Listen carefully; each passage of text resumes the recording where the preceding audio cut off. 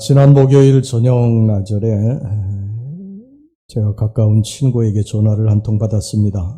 그 친구는 전립선 비대증으로 고생하다가 증세가 좀 심해져서 강남 세브란스 병원에 갔더니 그 닥터가 어째 암 같다고 한 60%는 암일 확률이 크다고 정밀 검사를 좀 받아보자고 해서 하루 입원해서 정밀 검사를 받았다고 하면서 그 정밀 검사 받을 때 정말 고통스러웠다고 그동안에 건강하게 살아온 것, 그 고통스러운 그 검사 받으면서 참 하나님 앞에 감사하지 못했던 거 회개했다고 그러면서 이제 검사 결과가 한 주간 후에 다음 주 목요일 날 나오는데 이 목사 좀 기도 좀 해달라고 그렇게 전화가 왔습니다.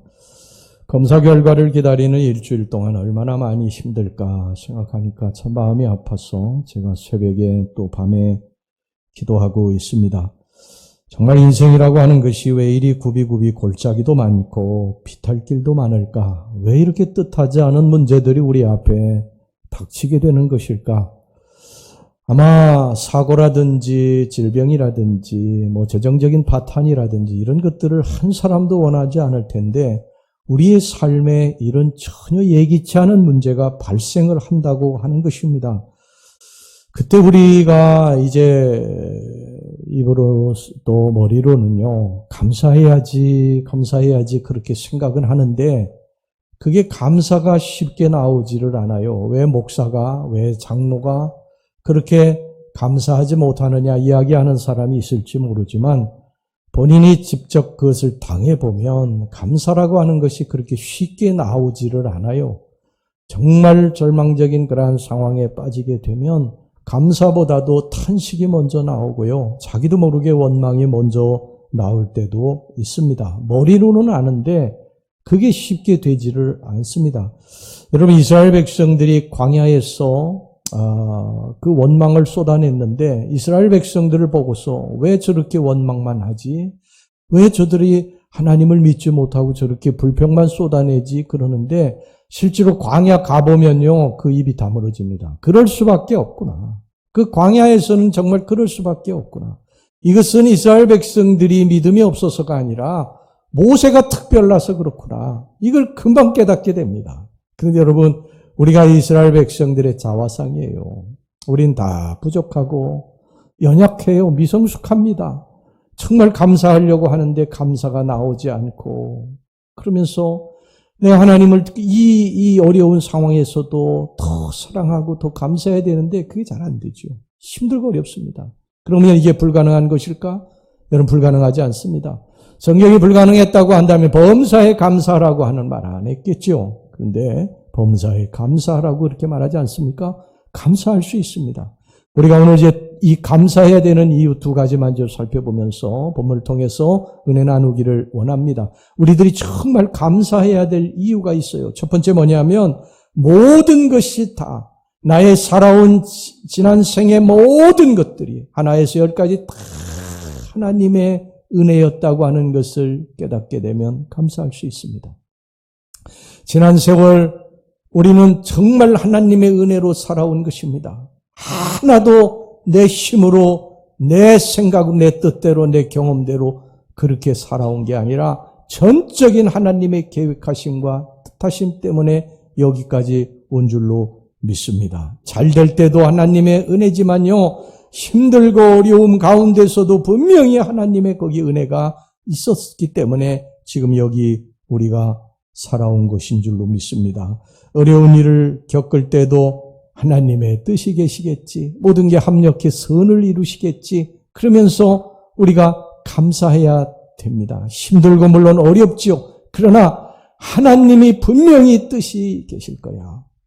잘 될 때뿐만 아니라 힘들고 어려울 때도 분명히 하나님의 뜻이 있을 거야. 하나님이 합력해 선을 이루어 주실 거야. 이렇게 믿는 것입니다. 하나님이 죽이시게 하겠는가? 그렇게 믿고 감사를 조금씩 해보는 거예요. 그러면 어느 순간에 그게 됩니다. 여러분, 지금까지 살아온 게 전적인 하나님의 은혜 때문인 줄로 믿습니다. 내가 잘나서가 아니에요. 오늘 여기 고린도 전서는요, 그리스 아가야 지방에 있는 고린도 교회에 제일 첫 번째 보낸 바울의 편지입니다. 바울은 그들에 대해서 뭐라고 말을 하냐면 4절 말씀 보시기 바랍니다. 그리스도 예수 안에서 너희에게 주신 하나님의 은혜로 말미암아 내가 너희를 위하여 항상 하나님께 감사하노니, 너희에게 주신 하나님의 은혜 때문에 감사한다고 그랬어요. 너희들이 가지고 소유한 어떤 것 때문에 감사하는 것이 아니라 하나님이 너희들에게 베풀어 주신 은혜 때문에 감사한다는 것입니다. 여러분, 고린도 교회는요, 언변과 지식이 뛰어났던 사람들이 많았던 교회예요. 오늘 여기 본문의 5절 말씀 보시기 바랍니다. 이는 너희가 그 안에서 모든 일 곧 모든 언변과 모든 지식에 풍족함으로, 그래서 전도도 잘하고 성경 지식도 많았습니다. 게다가 은사도 풍성했어요. 하나님이 주신 건데 은사. 그런데 이 은사가 풍성한 교회가 고린도 교회였어요. 그런데 이 고린도 교회 교인들 중에 은사를 하나님이 주셨다고 생각하지 아니하고 자기가 잘나서 받았다고 생각하고 그 은사를 뽐내는 사람이 생기게 된 것입니다. 그리고 사랑을 행치 않았어요. 은사만 자랑했어요. 바울은 이것을 보고요, 너희들이 잘나서 그런 언변이나 지식이나 은사가 있는 것이 아니라 전적으로 하나님의 은혜로 인해서 너희들이 그것을 받게 된 것이다. 이러면서 그들의 교만함과 그들의 완악함에 대해서 신란하게 됩니다. 고린도전서 4장 7절 말씀, 누가 너를 남달리 구별하였느냐? 내게 있는 것 중에 받지 아니한 것이 무엇이냐? 네가 받았은즉 어찌하여 받지 아니한 것 같이 자랑하느냐? 지금 우리가 가지고 있는, 우리들이 소유하고 있는 것, 이 모든 것들은 하나님이 주셨다는 것입니다. 우리는 이 땅에 빈손 들고 왔어요. 인정하십니까? 1,000원 한 장 손에다 들고 온 사람 없어요. 우리는 이 땅에 빈손으로 와서 지금까지 하나님의 은혜로 살아온 것입니다. 그렇다면 여러분, 하나님이 주신 것, 하나님이 언젠가 거두셨다고 그래서 그것 가지고 원망할 수는 없는 거예요. 어느 날 건강을 얻으셨다고, 건강도 하나님이 주신 건데 그거 가지고 불평할 수 없고, 재물도 하나님이 주신 것인데 하나님이 거두셨다고 그것 때문에 여러분 우리 불평할 수 없는 거예요. 공짜로 지금까지 살아왔는데 하나님이 어느 날 그걸 거두셨다고 하나님 앞에 원망할 수 없습니다. 이 땅에서 지금 내가 누리고 있는 모든 것들은 다 내가 잘나서 이룬 것이 아니라 하나님의 은혜인 줄로 믿습니다. 또한 앞으로 살아가는 것, 이것 전적으로 하나님의 은혜 가운데 살게 될 것입니다. 물론 살다 보면 힘들고 어려운 일도 또 겪을지 몰라요. 여러분들 앞에 홍해, 원하지는 않지만 홍해가 가로놓여 있을 수도 있습니다. 그러나 성경에 뭐라고 말씀합니까? 홍해도 하나님이 주시는 것이고 광야길로 인도하시는 분도 하나님이세요. 출애굽기 13장 18절 말씀 보세요. 그러므로 하나님이 홍해의 광야길로 돌려 백성을 인도하시매, 하나님이 홍해길로 인도하시고 광야길로 인도하신 거예요. 우리의 삶에 홍해를 만나고 광야를 만나고 이것은 하나님이 하신 일이다.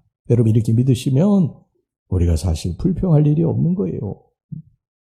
하나님이 하시는 일인데 우리가 토를 달 수 있겠습니까? 원망할 일이 어디 있겠습니까? 그 속에서 오히려 하나님의 뜻을 찾고 감사해야 될 줄로 믿습니다. 우리는요, 천국을 사모한다고 하지만 실제로 땅을 사모해요. 우리 솔직히 그렇지 않습니까? 땅을 더 사모해요. 땅을 더 많이 바라보고 살아가는 게 우리예요. 근데 우리 인생에 언제 하늘을 이제 바라보는 줄 아십니까? 병실에 누워서 수술받기 전에 비로소 하늘을 쳐다봅니다. 비로소 천국을 쳐다봐요. 잿더미에서 누워서 눈물을 흘리며 그때 천국을 바라보는 거예요. 천국을 바라보며 천국이 아주 가까이 온 것을 깨닫게 됩니다. 우리는 고난을 통해서 하나님의 형상으로 점점 변화되고 그리고 천국과 가까운 사람으로 살게 되는 것입니다. 그러니까 우리 감사합시다. 할렐루야. 고난이 왔다고 여러분 원망하지 말고 감사하시기를 바랍니다. 고난에는 분명히 하나님의 뜻이 있어요. 또 나만 겪는 고난이 아니에요. 살면서 크고 작은 그러한 어려움들이 있어요. 남과 비교하지 마시기 바랍니다. 남과 비교하면요 불행해져요. 우리는 남과 비교할 때 나보다 못한 사람하고 절대 비교하지 않아요. 나보다 무엇인가 나은 사람하고 자꾸 비교하면서 자기 스스로를 불행에 빠뜨립니다. 여러분 우리가 누구와 비교해서 불행하다고 생각하십니까? 감기 걸린 사람이 힘들고 어렵다고 해서 여러분, 암에 걸린 사람 앞에서 내가 힘들다고 이야기할 수 있겠어요? 한 모금의 물도 넘기지 못하고 토해내는 환자 앞에서 내가 몸이 어디 아프다고 여러분 그렇게 투덜거릴 수 있겠어요? 하루에 한 끼밖에 먹지 못하는 사람 앞에서 반찬 없다고 투덜거릴 수 있겠습니까? 여러분, 집이 없어서 춥고 더운 밖에서 사는 사람에게 방이 좁다고 투덜거릴 수 있겠어요? 여러분, 누구 앞에 위해서 우리가 투덜거립니까? 불행하다고 생각하십니까? 여러분, 내 은혜가 족한 줄로 믿습니다. 내게 주신 것을 먼저 찾아내서 하나님 앞에 감사하셔야 됩니다. 비교하면 불행해지는 거예요. 정 비교하려면 나보다 못한 사람, 그 사람을 비교, 하나님, 그래도 감사합니다. 이렇게 살아가시기를 주의 이름으로 축원합니다. 옆에서 보면 다 커 보이는 거예요. 옆에서 보면 다 대단해 보입니다. 근데 실제로 보면 별거 없어요. 옛날에 조영규 목사님이 훈련소 시절에 너무너무 배가 고프고 밥도 조금 주고 그러는데 식판에다가 밥을 담으면 자기 밥이 제일 작아 보이더래. 그래가지고 왜 나는 밥을 이렇게 조금 주느냐고 그냥 투덜거리다가 어느 날은 너무 화가 나가지고 옆에 있는 전우의 식판을 확 뺏어버렸대. 그래가지고 내 자기 식판을 그 전우한테 주고 그 식판을 다 뺏어가지고 이렇게 딱 먹으려고 보니까 그게 또 작아 보이더래. 그래가지고 이게 어떻게 된 일이지? 하고서 잘못 뺏었나 하고 옆에 이쪽에 또 왼쪽에 있는 전우 걸 확 뺏어가지고 자기가 먹으려고 보다니까 또 그게 또 작아 보이더라는 거예요. 그래서 뺏고 나서 자기가 보면 작아 보이고 뺏고 나서 또 보면 적어 보이고 그러더라는 것입니다. 그래, 그때 깨달았대. 아, 내 것이 큰 것이구나. 내 것이 좋은 것이구나. 남의 것이 옆에 있는 것이 커 보이지만 그게 아니구나. 여러분, 살다 보면요, 사람들 다 50보 100보예요. 힘들고 어려워요. 인생은 힘들고 어려운 것입니다. 어느 누구도 여러분 룰루랄라 그렇게 가는 사람 없어요. 비교하지 말고 내게 주신 하나님의 은혜를 찾고 감사하시기를 주의 이름으로 축원합니다. 내가 사는 것 주님의 크신 은혜입니다. 지금까지 살아온 것 전적인 하나님의 은혜 때문에 여기까지 온 줄로 믿습니다. 여러분, 목숨을 끊으려고 했던 사람이 있을지도 모르겠어요. 이제 사는 거 그만 살아야 되겠다고 하는 사람도 있을지 모르겠어요. 그런데 우리 주님 붙들고 여기까지 오지 않았습니까? 더 주님의 은혜로 우리는 앞으로 살게 될 줄로 믿습니다. 우리 찬양이 가사가 이렇습니다. 내가 지금 사는 것 주님의 크신 은혜요. 주를 믿게 된 것은 더욱 크신 은혜라. 넘치는 주의 사랑, 놀라운 주의 은혜, 날마다 경험하며 주께 감사합니다. 세상에서 당하는 환난 고초 많으나 이길 힘을 주시니 더욱 크신 은혜라. 답답할 때 기도로 쓰러질 때 손길로 어루만져 주시니 주여 감사합니다. 우리 찬양 우리 같이 부르겠습니다.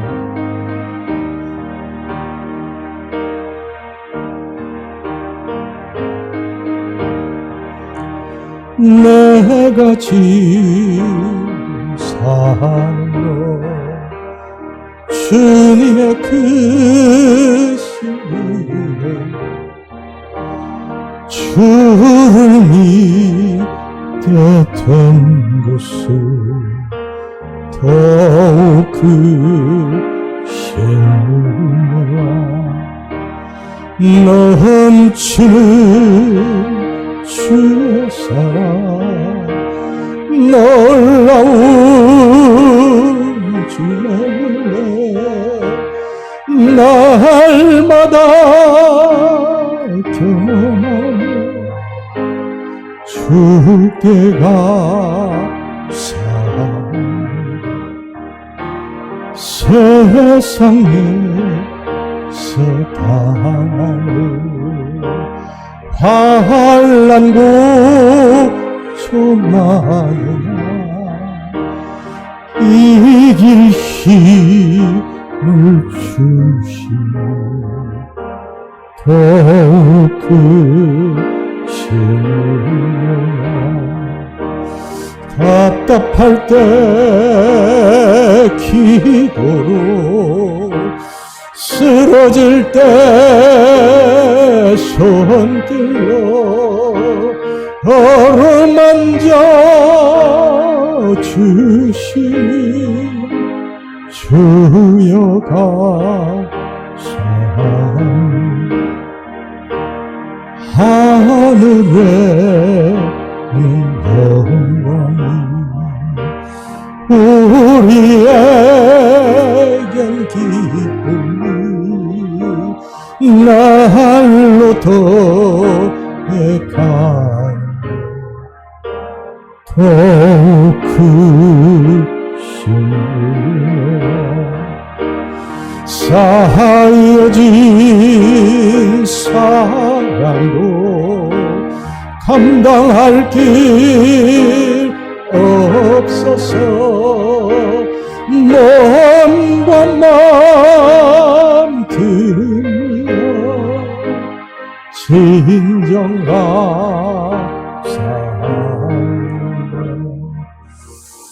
사랑하는 성도 여러분, 우리는 지금까지 주의 은혜로 살아왔고요. 앞으로 주의 은혜로 살다가 주의 은혜로 천국에 가게 될 것입니다.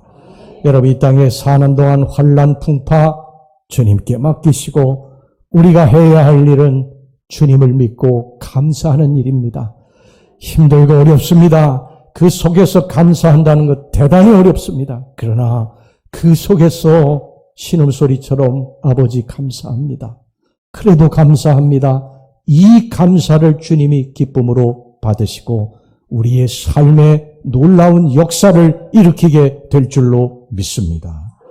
그 다음에 우리가 두 번째 감사해야 될 이유가 있습니다. 온전하게 하실 하나님을 믿고 감사하는 것입니다. 고린도 교회의 상황을 보면요, 사실 감사할 상황은 아니에요. 이들의 상황을 보면은 오히려 심하게 야단을 쳐야 되는 상황이었어요. 고린도 교회는 첫째 분쟁이 있었던 교회입니다. 성도들끼리 서로 다투고 싸웠어요. 나는 바울파다, 나는 아볼로파다, 나는 게바파다, 나는 그리스도파다. 그러면서 서로 파당을 짓고 서로 싸우고 물고 뜯었어요. 그 다음은 성적인 타락이 있었던 그런 교회였어요. 고린도라고 하는 지역은 원래 성적으로 굉장히 문란했던 도시입니다. 그런데 이 고린도 있는 지역에 있는 사람들이 예수를 믿고 고린도 교회 교인이 됐는데 이 고린도 교회 교인들 중에 아직도 성적인 문제로 인해서 이 문제를 해결하지 못하는 사람들이 있었어요. 굉장히 큰 문제였죠. 그 다음에 법정 다툼이 많은 교회였습니다. 고소하기를 좋아하는 교인들이 많았어요. 성숙하다고 자랑하면서도 사소한 일상생활의 분쟁을 가지고 같은 교회의 교인을 고소하면서 법정으로 갔습니다. 여러분, 한국 교회도요, 왜 이렇게 법정 다툼이 많은지 모르겠어요. 제가 서울연의 심사위원인데 심사위원에게 이렇게 올라오는 거 보면요, 목사가 장로를, 장로가 목사를, 성도가 성도를, 교회를 계속 고소해가지고 1년 내내 그 고소가 끊이지를 않을 때가 있어요. 그래서 어떤 믿지 않는 판사가요, 이렇게 이야기를 합니다. 목사님, 장로님, 제발 좀 싸움 좀 그만하세요. 예, 부끄러운 일입니다. 그런데 고린도 교회에 그런 일이 있었다는 것입니다. 그 다음에 고린도 교회에 우상의 제물을 먹는 사람이 있었어요. 고린도전서 8장에 보면 자기 지식을 자랑하면서도 우상에게 바친 제물을 먹음으로 믿음이 약한 자들을 넘어지게 하고 실족하게 했고 이교도 사원의 우상 숭배의 만찬에 참여하는 사람들이 있었습니다. 그 다음에는 은사를 자랑하고 가장 중요한 사랑을 행치 않았어요. 은사만 뽀겼습니다. 내가 이런 은사를 받았다, 신유의 은사를 받았다, 내가 또 방언의 은사를 받았다, 내가 예언의 은사를 받았다 하면서 그것을 뽀기기만 하고 정말 중요한 사랑을 행치 않았던 것입니다. 그 다음에 이 고린도 교회는 부활을 믿지 않는 사람도 있었습니다. 이렇게 고린도 교회는 문제가 많았던 교회였어요. 그럼에도 불구하고 바울이 그들에게 말하는 것이 무엇이냐면은 고린도전서 1장 8절에서부터 9절까지 말씀 보시기 바랍니다. 주께서 너희를 우리 주 예수 그리스도의 날에 책망할 것이 없는 자로 끝까지 견고하게 하시리라. 너희를 불러 그의 아들 예수 그리스도 우리 주와 더불어 교제하게 하시는 하나님은 미쁘시도다. 여러분, 이게 무슨 말입니까? 그들이 지금 미숙하고 미성숙하지만 하나님이 세우실 날이 있음을 소망하면서 그들을 바라보고 있다는 것입니다.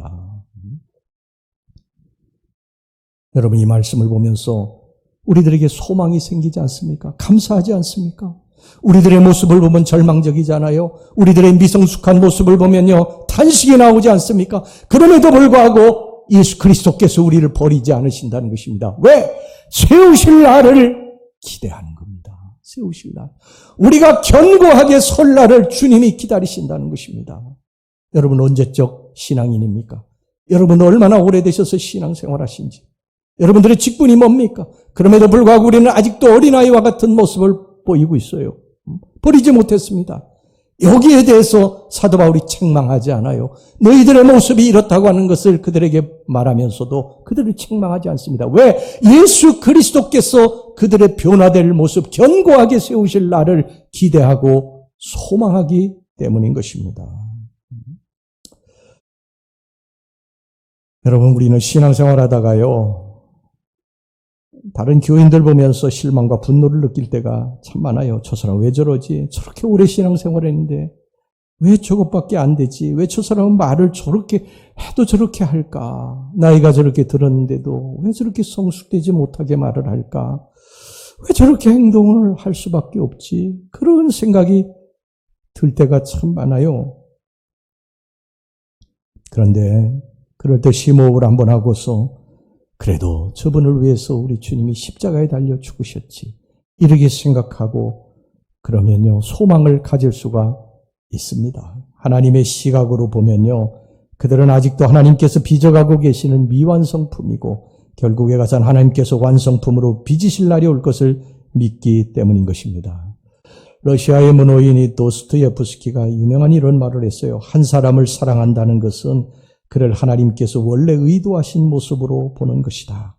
결국 신실하신 하나님을 신뢰하면서 그분의 눈으로 형제자매를 바라볼 때 소망을 가지게 됩니다. 그렇게 되면 다른 사람에게 마음에 들지 않는 모습을 보더라도 그 사람을 인해 주님께 감사하는 것이 가능해집니다. 가족끼리도 내 자녀를 보면서, 배우자를 보면서, 부모님을 보면서 여러 가지 마음에 들지 않는 모습이 있지만 그 소망을 생각할 때, 그 되어질 모습을 생각할 때 오히려 주님 앞에 감사할 수 있게 되는 줄로 믿습니다. 여러분, 내 모습이 지금 마음에 들지 않을 수도 있습니다. 내 상황이 마음에 안 들 수도 있어요. 내 주변에 있는 아내와 남편, 자녀들, 목사, 교우 마음에 안 들 수 있어요. 여러분들이 저를 마음에 안 들어 하는 분도 있을 수 있어요. 또 그렇다고 제가 여러분들 다 마음에 드느냐? 마음에 안 드는 부분도 있어요, 솔직히. 그런데 되어질 모습들을 바라보는 것입니다. 지금의 이 미성숙한 모습이 아니라 앞으로 되어질 모습들, 조금은 나아질 모습들을 우리가 바라보면서 감사하면서 우리 이렇게 서로 살아가야 됩니다. 할렐루야. 우리가 그것을 지적하고 비판하기 이전에 내 자신을 바라보면 지적하고 비판할 수 없죠. 나도 그 길을 걸어가고 있으니까.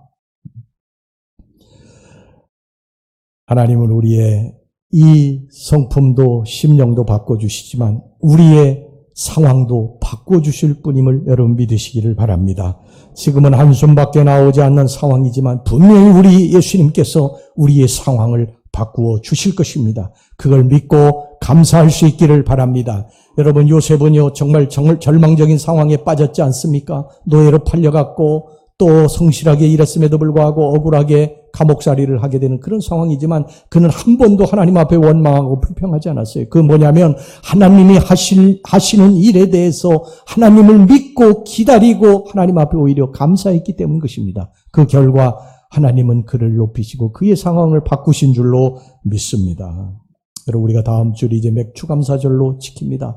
우리 반년 동안 하나님 앞에 감사하는 절기인데 반년 동안 우리의 삶에 휘몰아친 그러한 풍랑들을 생각하면 하나님 앞에 감사하기도 싫고 감사할 수도 없는 상황일 수도 있어요. 몸에 병이 들었다든지 암의 선고를 받았다든지 또 사고가 나서 크게 다쳤다든지 아니면 재정이 또 파탄났다든지 여러 가지 자녀들 때문에 고통스러운 일도 겪은 분도 계실 거예요. 이 속에서 우리 맥주감사절을 지키면서 감사한다고 하는 거 대단히 어려운 일일 것입니다. 하지만 해야 됩니다. 왜냐하면 이 감사라고 하는 것이 우리들의 삶에 또 다른 기적을 가져오기 때문인 것입니다. 우리들이 이 연약한 손으로 감사할 수 없는 상황에서 감사의 손을 올릴 때 이 감사의 손이 하나님의 이 마음의 상달이 돼서 우리의 삶에 놀라운 기적을 가져오기 때문에 우리는 그 속에서도 감사해야 되는 것입니다. 바울과 실라가 복음 전하다가 빌립보 감옥에 갇혔습니다. 깊은 감옥에 채찍에 맞아서 던져졌을 때 그들이 도저히 감사할 수 없는 상황이죠. 그들이 뭐 잘못한 것도 없는데 이런 그 고난이 왔지만 그들은 그럼에도 불구하고 한밤중에 일어나 하나님을 찬양하기 시작합니다. 하나님 앞에 감사하기 시작을 합니다. 그럴 때에 이 감옥에 지진이 나고 감옥문이 열려지고 그들의 손과 발에 채워져 있는 착고가 풀어지는 역사가 일어나게 됐는 줄로 믿습니다. 우리가 도저히 감사할 수 없는 상황인데 그 감사할 수 없는 상황에서 부시시 일어나서 주님을 찬양하고 주님을 노래할 때 주님의 놀라운 역사가 우리의 삶에 일어나게 될 줄로 믿습니다. 여러분, 감사는요, 먼저 내가 지금 가지고 있는 것을 찾아내서 해야 됩니다. 없는 것만 생각하면 자꾸 원망이 나오는 거예요. 재물이 없는 분들은요, 건강이 있는 것 감사하고, 또 건강이 안 좋은 분은요, 내 주변에 따뜻한 그런 가족과 친구들이 있음을 감사해야 됩니다. 눈이 안 좋은 분들은요, 귀가 들리는 거, 맛있게 먹을 수 있는 거 감사하고, 또 귀가 좀 어두운 분들은요, 내가 볼 수 있고 또 걸을 수 있고 맛있게 먹을 수 있는 거 찾아내서 자꾸 감사해야 됩니다. 그러면 그 감사가 우리의 삶에 풍요와 기쁨과 행복을 가져다 주게 될 줄로 믿습니다. 미국에는 이제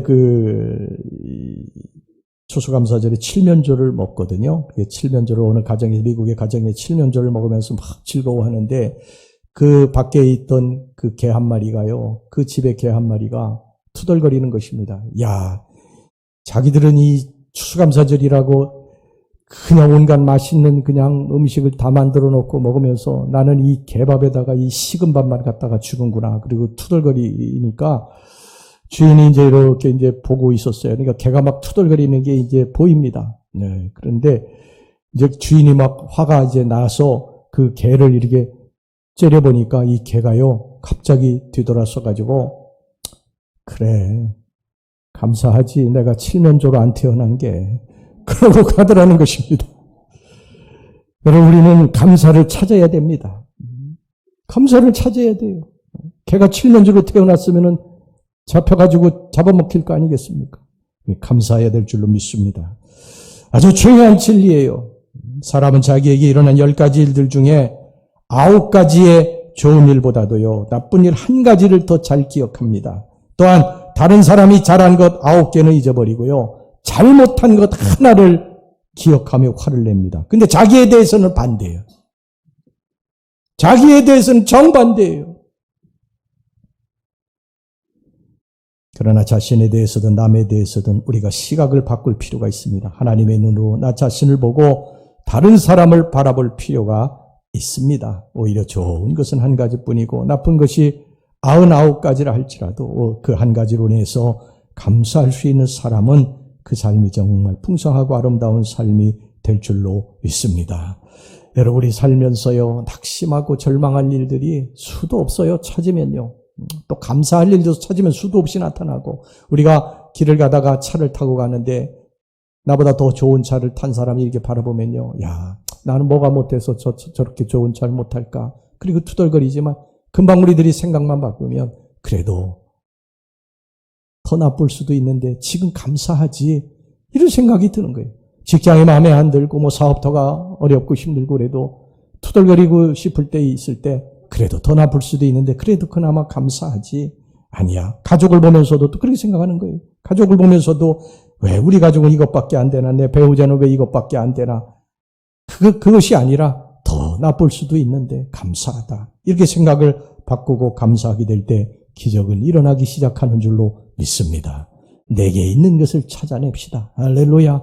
하나님이 내게 주신 것을 찾아내서 감사할 때 그 감사가 기적을 가져오게 되는 줄로 믿습니다. 그래서 감사를 마중물이라고 하는 거예요. 마중물은 여러분 펌프에 옛날에 한 바가지 붓는 물이에요. 펌프에 이 공기가 다 빠지면 물이 안 나오지 않습니까? 한 바가지의 물을 부으면은 펌프질을 하면 거기서 펑펑 샘솟는 물이 나오듯이 우리들이 감사할 수 없는 상황에서 하나님 앞에 감사의 한 바가지의 물을 붓게 되면 여러분 우리의 삶에 펑펑 솟아나오는 하나님의 축복의 샘물이 나오게 될 줄로 믿습니다. 다음 주 우리 맥주감사절을 지키면서 반년 동안 여러 가지 힘들고 어려운 일을 겪었지만 그래도 하나님 감사합니다. 이 한 바가지의 감사의 물을 하나님 앞에 올림으로 말미암아 저와 여러분들의 삶에 풍요와 기쁨이 충만하기를 주의 이름으로 축원합니다.